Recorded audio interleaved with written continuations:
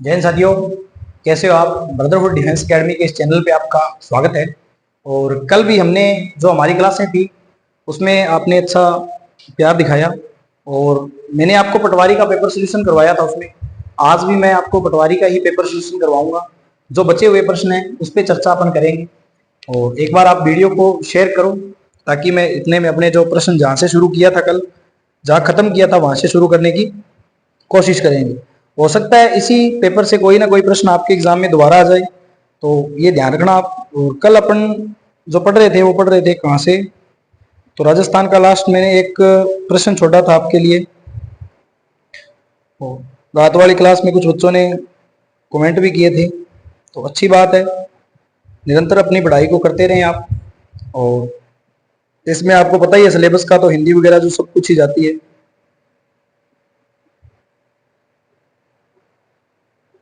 तो कल वाले जो प्रश्न है वो 121 से आगे के हैं, सभी राजस्थान जीके के जो प्रश्न थे। तो लगभग सिंचाई कर अपना हो गया था, उच्च न्यायालय मैंने आपको करवा दिया था कल। और उसके बाद प्रश्न है आज का कि कौन सा स्थल राजस्थान में 1857 की क्रांति का केंद्र नहीं था। तो देखो 1857 की क्रांति को जब आप राजस्थान में पढ़ते हो तो इसने पूछा है कि कौन सा जो है, कौन सा 1857 की क्रांति का केंद्र नहीं है। तो कौन सा केंद्र नहीं है, इसमें ऑप्शन दे देता हूं आपको, एक बार कमेंट में करना। जयपुर, दूसरा है नीमच, और तीसरा है आउवा, चौथा है अजमेर। इसमें से ऑप्शन बताओ, ए बी सी और डी, कौन सा होगा। और इसके बाद में आपको इस प्रश्न की जो है व्याख्या, कुछ बच्चों ने कमेंट करना शुरू कर दिया है और उत्तर ए को टिक कर रहे हैं। वो उत्तर ए को टिक कर रहे हैं, तो उनका जो उत्तर है वो सही है। अभी अपन बात करेंगे कि राजस्थान में 1857 की क्रांति और भारत में 1857 की क्रांति होने के जो कारण थे वो क्या थे। तो मैं आपको बता देता हूं कि जो 1857 की क्रांति है, जो स्वतंत्रता संग्राम है, क्रांति है, ये होने का मुख्य कारण तो था हड़प नीति। कौन लेके आया था, मेरे को कमेंट में बताना कि हड़प नीति कौन लेके आया था। हड़प नीति कौन लेके आया था। इसके बाद एक तात्कालिक कारण जो पूछा जाता है ना, कालिक कारण जो पूछा जाता है वो कारण है आपका royal Enfield. Royal Enfield rifle. ये राइफल किसकी जगह आई थी, तो ब्रेस ब्राउन जो बंदूक थी, ब्रेस ब्राउन बंदूक के स्थान पर अंग्रेज जो सैनिक थे उनको ये बंदूक दे दी गई थी। इस बंदूक का क्या था कि जो राइफल थी ना रॉयल इनफील्ड, ये जो राइफल थी इसके अंदर जो कारतूस लगे होते थे, उस कारतूस के अंदर क्या है कि जो चर्बी लगी होती थी वो किसकी लगी होती थी, पीछे ऐसे अफवाह थी कि उसमें गाय और सुअर की चर्बी लगी होती। ठीक है, तो गाय और सुअर की चर्बी के होने के कारण जो सैनिक थे वो कुछ मुस्लिम थे और कुछ थे मुस्लिम और कुछ थे हिंदू। तो इन दोनों सैनिकों ने इसका विरोध किया था। यह क्रांति का मुख्य कारण था। सबसे पहले आपको पता ही है कि मेरठ छावनी को, देखो क्रांति की जो योजना बनाई थी नाना साहब ने, नाना साहेब व तात्या टोपे, इन्होंने क्रांति पूरे भारत में करने की योजना बनाई थी 31 मई को। लेकिन इस घटना के कारण जो अपनी क्रांति है वो पहले ही शुरू हो जाती है। पहले कब हो जाती है, तो मेरठ के अंदर, मेरठ में 10 मई 1857 को मंगल पांडे ने क्या कर दिया, मंगल पांडे ने क्या कर दिया कि कुछ अंग्रेज अधिकारियों को मार दिया, जिससे कि रोक था और एक भोग नाम का था, इसे मार दिया गया था। इसी के बाद जो क्रांति है उसकी क्रिया हो जाती है भारत के अंदर। और इसकी जो सूचना है, प्रश्न आता है कि राष्ट्रीय स्तर पर क्रांति का नेतृत्व किसने किया। राष्ट्रीय स्तर पर क्रांति का नेतृत्व किसने किया,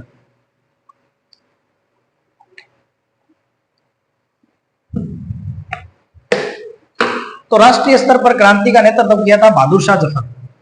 बहादुर शाह जफर ने किया था। और उसके बाद इसमें से आपसे कोई ना कोई प्रश्न एक पूछ लेगा। अभी बात करते हैं कि राजस्थान में जो क्रांति की सूचना है वो कब मिली थी। सूचना, तो सूचना मिली थी 19 मई को। मैंने आपको हड़प नीति पूछा था, तो हड़प नीति मैं बता देता हूं, डलहौजी के द्वारा, डलहौजी के द्वारा हड़प नीति आई थी भारत में पहली बार। ये भी आप ध्यान रखना। अब बात करते हैं 1857 की क्रांति के भारत में परिणाम। इसको नोट कर लेना, वीडियो को पॉज भी कर लेना। और अब देखते हैं राजस्थान में 1857 की क्रांति। तो राजस्थान में 1857 की क्रांति, अब जो राजस्थान में है सूचना कब आई? सूचना आई 19 मई को। राजस्थान में शुरुआत कब हुई? शुरुआत हुई कब? 28 मई 1857 नीमच छावनी से, सॉरी नसीराबाद छावनी से, नसीराबाद छावनी से। ये छावनी अजमेर में है और राजस्थान की सबसे पुरानी छावनी है। अब इसके अलावा राजस्थान में कुछ और छावनियां थी जिसकी बात कर लें, जैसे नसीराबाद होगी, नसीराबाद होगी अजमेर में। उसके बाद होगी आपकी नीमच, नीमच वर्तमान में एमपी के अंदर ठिकाना है। और उसके बाद होगी खेरवाड़ा, खेरवाड़ा। उसके बाद होगी ब्यावर, ब्यावर, एरियनपुरा, एरियनपुरा, ठीक है, कोटा, ठीक है। ये छावनियां थी इस प्रकार की, इन्हें भी आप ध्यान रखना। 6 छावनियां थी, 1 2 3 4 5, और छठी छावनी थी खेरवाड़ा। खेरवाड़ा आ चुकी है, नीमच आ चुकी है, और निवाई थी एक साइड, निवाई टॉप। तो कमेंट में बताना मेरे को जो बची हुई छावनी है वो कौन सी है। अब बात करते हैं अपन इस छावनियों के बारे में, इनमें विद्रोह कब हुआ था। तो राजस्थान में जो है 1857 की क्रांति का विद्रोह सबसे पहले आपको पता ही है नसीराबाद से हुआ था।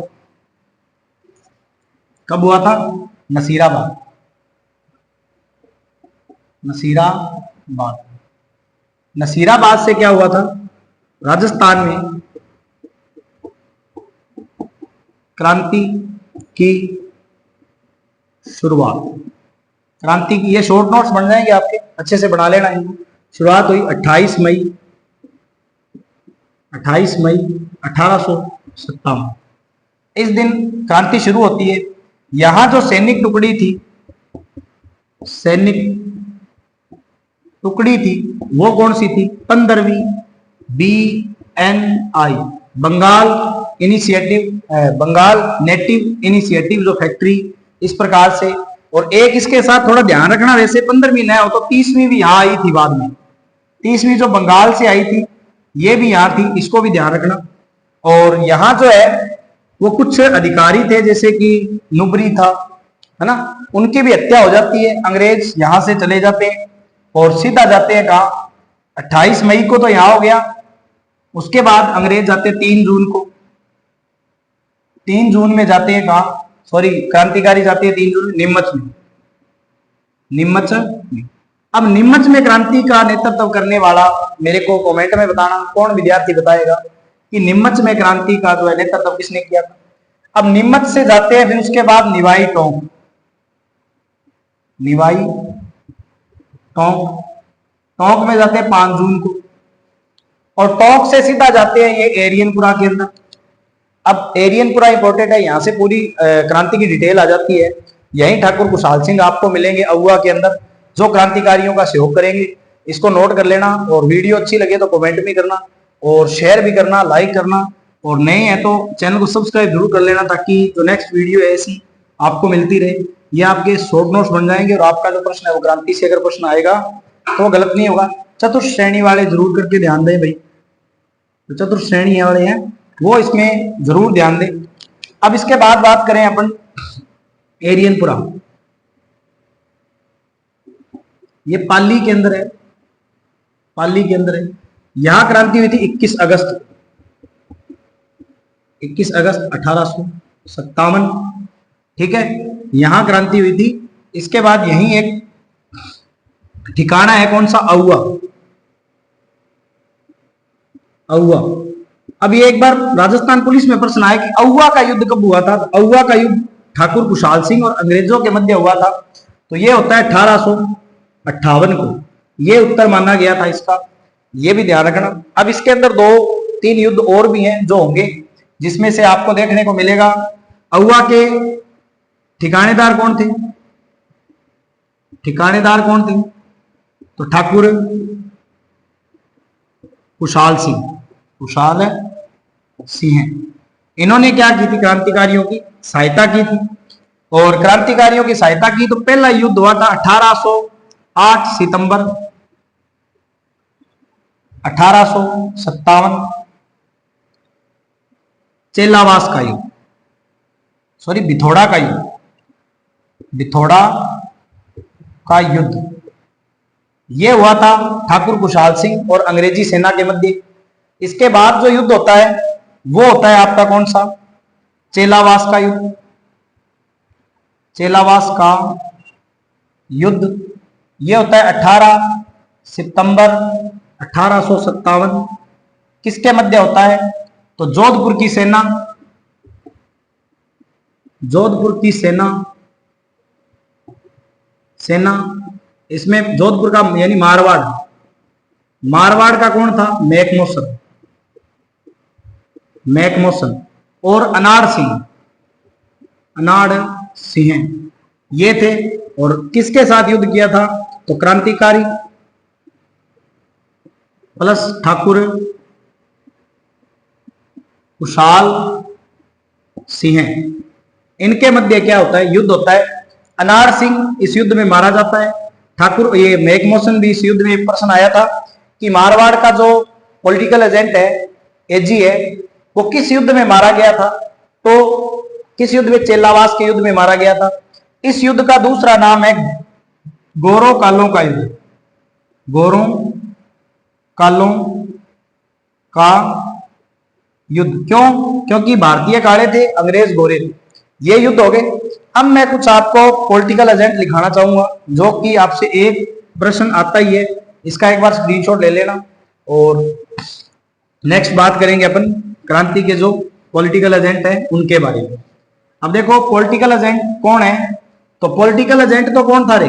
पैट्रिक लॉरेंस था। पूछ ले, एक तो पूछ ले भी भारत में क्रांति के समय वायसराय, भारत में क्रांति के समय वायसराय कौन था? तो ये था लॉर्ड कैनिंग, लॉर्ड कैनिंग। ठीक है। राजस्थान में पॉलिटिकल यानी पीए एजेंट, पॉलिटिकल एजेंट कौन था? Patrick Lawrence. अब इस पैट्रिक लॉरेंस के नीचे कुछ एजी थे, एजेंट टू गवर्नर। ये थे जैसे कि जयपुर में कौन था? जयपुर में आपके था ईडर, उसके बाद जोधपुर यानी मारवाड़ में कौन था? जोधपुर या मारवाड़ मैकमोसन, उसके बाद पूछे भरतपुर में कौन था? भरतपुर में कौन था? तो भरतपुर में मॉरिसस। उसके बाद पूछे कोटा में कौन था? कोटा में कौन था? तो बर्टन। कोट के क्या होते हैं? बटन होते हैं, तो बर्टन। उसके बाद सिरोही में कौन था? सिरोही में आपके था डीजे हॉल। उसके बाद आपसे पूछे प्रतापगढ़ में कौन था? प्रतापगढ़ में आपके कौन था? तो प्रतापगढ़ में आपका कर्नल रोक। और लास्ट बचा है अपना कौन सा? मेवाड़। तो मेवाड़ में कौन था? मेवाड़ में था सावर्स। ये इतने पॉलिटिकल एजेंट राजस्थान के अंदर छोड़े गए। अब आता है क्रांतिकारियों की कुल देवी। क्रांतिकारियों की कुल देवी कौन है? तो सुगाली माता है। ठीक है, जिसके 54 हाथ 10 सिर थे। ठीक है, ये क्रांतिकारियां या ठाकुर कुशाल सिंह की जो थी आराध्य देवी, यानी कि क्रांतिकारियों की आराध्य देवी, देवी ये अपना एक प्रश्न कंप्लीट हो जाता है क्रांतिकारियों से, तो इसको ध्यान रखना। अब नेक्स्ट जो प्रश्न है वो है आपका जनजाति से प्रश्न है, और जनजाति के है नृत्य। तो इसमें मैं आपको है जो भी नृत्य बनेंगे वो कौन से हैं वो मैं आपको बताऊंगा, इसको स्क्रीनशॉट ले लेना भाई, ठीक है। और अब बात करते हैं अपन ग्रासिया जनजाति के, इसने नृत्य पूछे हैं कौन से हैं। तो देखो ग्रासिया जनजाति के नृत्य, ग्रासिया जनजाति, पहली बात तो ये रहती कहाँ है राजस्थान के अंदर, तो सिरोही के अंदर। कहाँ है? सिरोही के अंदर, सी सिरोही, ठीक है। अब इसके नृत्य कौन से हैं, तो इसके नृत्य कौन से हैं भाई, तो इसने पूछ रखा है। तो एक तो है बालक, वालर कूद, बालर कूद, मांडल,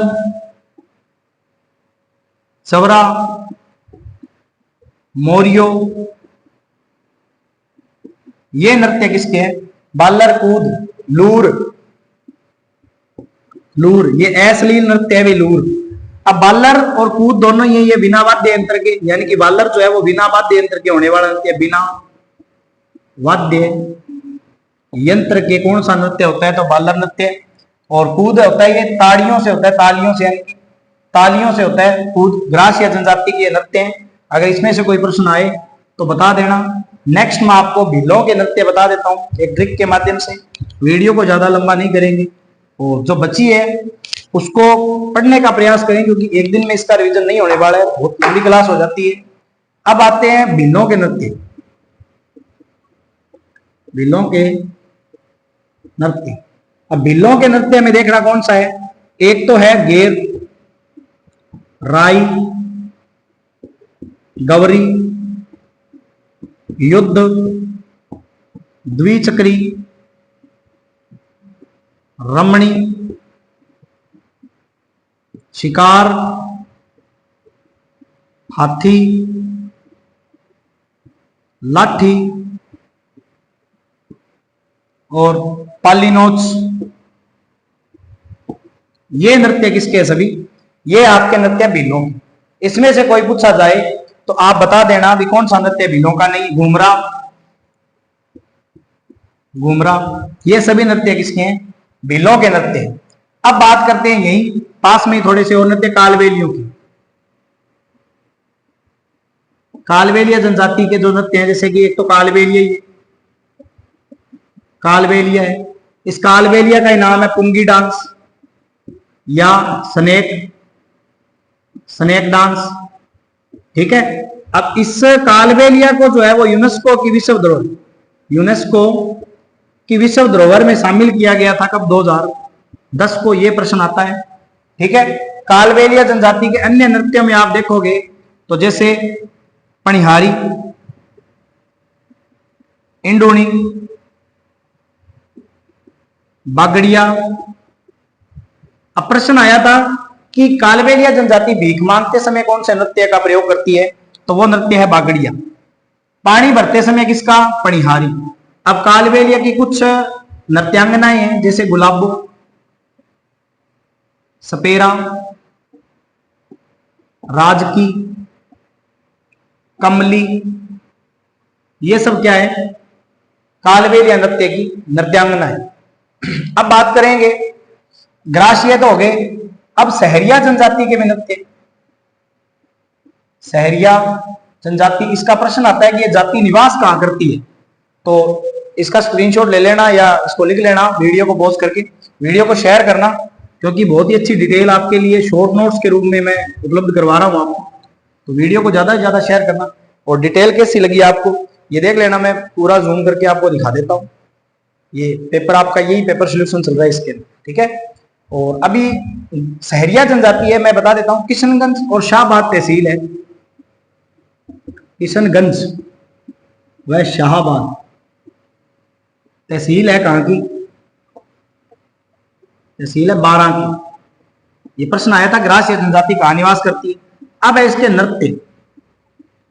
नृत्य में आप देखो पहला ही तो इसका नृत्य कौन सा आ जाएगा? शिकारी। देखो वो शिकार था, ये शिकारी है। और इसके बाद इंद्रप्री, ठीक है, लहंगा, ये सब नृत्य किसके हैं? ग्रास या जनजाति, 3-4 नृत्य हैं, ज्यादा बड़े नृत्य नहीं। उसके बाद देखो अन्य जो नृत्य है, जैसे मेव जनजाति के नृत्य, मेव जाति के जो नृत्य है वो कौन से? तो मेव जाति का जो नृत्य है वो है आपका रणबाजा व रतबाई, रतबाई, ठीक है। उसके बाद अगर नृत्य बात करें तो कच्ची घोड़ी नृत्य, कच्ची घोड़ी नृत्य, ये क्षेत्रीय नृत्य में आता है। शेखावाटी का है, शेखावाटी का है। इसमें वाद्य यंत्र पूछा था वीडियो प्री के अंदर, वाद्य यंत्र कौन सा है? तो वाद्य यंत्र है इसमें झांझ, झांझ वाद्य यंत्र का प्रयोग होता है। लश्कारिया गीत गाए जाते हैं। गोविंद पारिक, छगन लाल, ये इस नृत्य के क्या है? नर्तक है। कच्ची घोड़ी। अन्य नृत्य मैं आपको कल यहीं से शुरू करूंगा क्लास को। यदि आपका रिस्पॉन्स अच्छा रहता है, ये क्लासें निरंतर रहेंगी, रहता है या नहीं रहता है उससे कोई मैटर नहीं, क्लासें कल भी निरंतर रहेंगी अपनी। और कल नृत्यों पे बात करेंगे। आते ही इन नृत्यों के प्रश्न मैं आपसे पूछूंगा और प्रतीक्षा करूंगा कि ये ट्रिक जितने भी नृत्य आप एक बार कमेंट में जरूर लिखना ताकि आपको याद हो जाए। और निरंतर अपनी पढ़ाई में लगे रहे, क्योंकि अभी आपके 9वें महीने के अंदर अपना पेपर है, चतुर्थ श्रेणी जो है उसको आप अच्छे से अपने जो टाइम है वो दीजिए उसको, और इस बार आप सफलता जरूर पाएंगे उसके। और शेयर करना और जुड़े ब्रदरहुड डिफेंस एकेडमी के साथ। ऑफलाइन बैचेज हमारे शुरू है विद नोट्स, आपको क्लास से नोट्स और सभी जो टेस्ट वगैरह उपलब्ध करवाए जा रहे हैं। तो ब्रदरहुड डिफेंस एकेडमी की चैनल और जो एकेडमी है उसे फॉलो जरूर करें और वीडियो को शेयर करें। जय हिंद, जय भारत।